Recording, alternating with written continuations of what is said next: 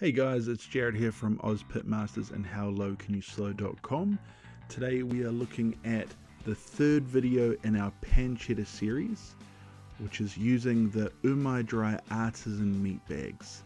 These bags have been super incredible. This pancetta has been in our fridge now for about 3 weeks, and during that time it's allowed it to create some really robust flavors and some really incredible textures. As we pull the bag off, you can see that it has actually binded with the meat and the fat there. It's almost created almost like a skin on the outside. It feels kind of waxy, and that's how we know that that cure has really worked.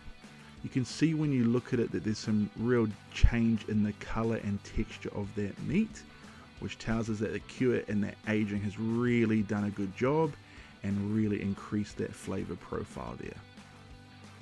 Now, as we go ahead and slice this, you can see that it's actually kind of a lot more texture than it would be if it was just a regular pork belly. And you can see that our roll there has really bound together, and those flavors have really spent that time getting to know each other, building up a really strong flavor profile. And a lot of the benefits of this aging really comes through the texture that comes from this process. So for this one, I'm going to cut some nice slices here. Pancetta is almost always cooked, so we're going to get some slices here that we can put in a pan, we can add to any recipe. We want it to be thin enough that it's not kind of going to take too long to cook or have a really unfortunate rubbery kind of texture when it is cooked. But also, you know, we are cutting it by hand, so it's not going to be paper thin like you might use if you were using like a deli slicer. We've also done a different kind of pancetta here, which is the non-rolled, just regular flat pancetta. And in the same way, you can see that bag has really bound to the meat itself and created this almost waxy exterior on the meat, which is caused by that meat dry aging in these bags. The purpose of the bags is that they let moisture out without letting new oxygen in, which allows that process to occur inside your normal fridge, whereas normally you'd need an expensive dry aging box or other equipment like that. One of the reasons why I really like this slab of pork belly here without being rolled up into the roulade is that it's had a lot of surface area that has had that dry aging occur all across the meaty part of that pork belly, and you can even see the different coloration across that pork belly where it's occurred. It has almost like an oily sheen on the top, that waxy exterior, and that's where that flavor is going to be really compounded into that pancetta. We're going to slice this pancetta into some regular slices like we'd normally see with bacon. It's going to give us something that we can, fry in a pan, crisp up really nicely, and serve it in much the same way we would with other bacon. But one of my favorite things about making homemade bacon, or even making pancetta like this, is that you can cut it into larger chunks, which are perfect for adding into other recipes, particularly things like pasta, or even what we're going to be doing today, which is making a really nice mac and cheese. These larger pieces of pancetta are going to be able to get a really nice crust on the outside and really let that flavor show through in a way that the strips just don't really do in the same way. These larger pieces of pancetta are also going to mean that we get a much different texture at the end than we would with sliced bacon, which always ends up fairly crispy. This is going to get us some really nice outside texture and some really nice colors without having to sacrifice some of that texture. Now we've got our pancetta cut up in a variety of different ways, and we can use them for all different purposes. It looks incredible, and the smell of this chopping board is just incredible. I really cannot stress that enough.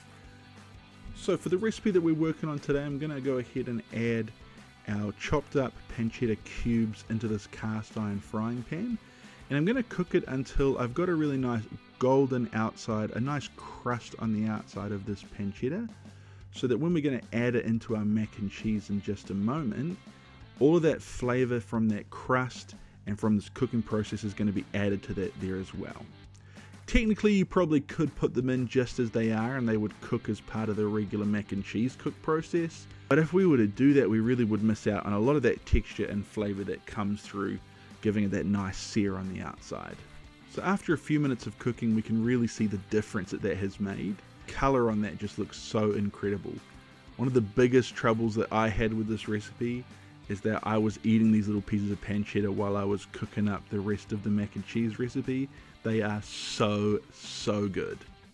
So to make our mac and cheese sauce, we're going to go ahead and melt some butter into our cast iron frying pan. We're going to be making a pretty simple bechamel sauce here. You want to make sure you reduce the heat so you're not browning the butter too much, although I've put it in the pan that our pancetta was just cooked in, so we are going to see some of the color from the fat of that pancetta that's left in that pan is going to come across into this bechamel sauce. We're going to go ahead and add in some flour and then get it nice and smooth before adding in our milk and mixing it until smooth to get that really nice bechamel sauce. Into that we're going to add our cheese. I'm using two different kinds of cheese today. I'm using a Colby and a Monterey Jack, and that's going to give us a nice little flavor profile, some different flavors going in there rather than adding just cheddar. And then we're going to add some cream cheese as well for that smoothness and that taste that comes from that. Once that's really well incorporated, we want to try and get as much of the lumps out as possible, make it as smooth as possible. We're going to go ahead and add our pancetta into that, just so it can get to know each other in that pan as well. Then we can pour that over to our pre-cooked macaroni, smooth it out and mix it together before covering it with our breadcrumb mixture. Now this mix is going to be pretty simple, and the purpose of it really is just to give a little bit of texture to the top of our mac and cheese. We're going to use some breadcrumbs, some black pepper, a little bit of kosher salt, and we're going to add in here just a sort of all-purpose barbecue rub. I've used this one here from Rufus Teague, which I really enjoy and had on hand. And then we're going to mix that up with a little bit of cooking oil, just so that our crust sort of gains a little bit of texture as it cooks. So once we've got that breadcrumb mixture on there, we're going to smooth it out. And I'm actually going to put some of our pancetta slices on top, just to add something a little bit different, add some more of our pancetta that sort of can be eaten in a little bit of a different way, and just really emphasize that amazing flavors that are coming from this aged pancetta here. Once that's done, we're going to put it into our smoker at about 225 for around about an hour, just to really let everything kind of get to know each other, let that crust really cook on top and get some nice crunchy texture. And the biggest thing when smoking something like this is, because most of our surface area is already covered by this foil tray, all of our smoke is going to be concentrated on top on this breadcrumbs and on those pancetta slices. So we want to be mindful that we're getting a good amount of smoke, but we're not overpowering it with that smoke that's just going to be on top. I guarantee it will be one of the best mac and cheeses you have ever had. The flavor of that pancetta really shines through in that sauce. It brings that sweetness, that saltiness, and that incredible flavors from our cure. That pancetta is really going to bring that punch that you want with something like this, and really up the game of that side. I definitely recommend trying this recipe at home. Adding the pancetta is an incredible addition, and when aged with these Umai dry artisan meat bags, it really does create an incredible flavor profile and an incredible texture that is hard to do without spending money on some expensive products. So I highly recommend them.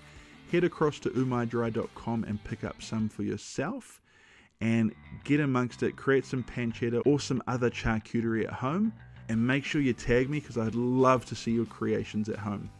If you want the recipe for this one, you can go ahead and check out the link that is in my bio. Go to the website and the recipe is all there for both the pancetta and the macaroni and cheese recipe, and let me know how it goes.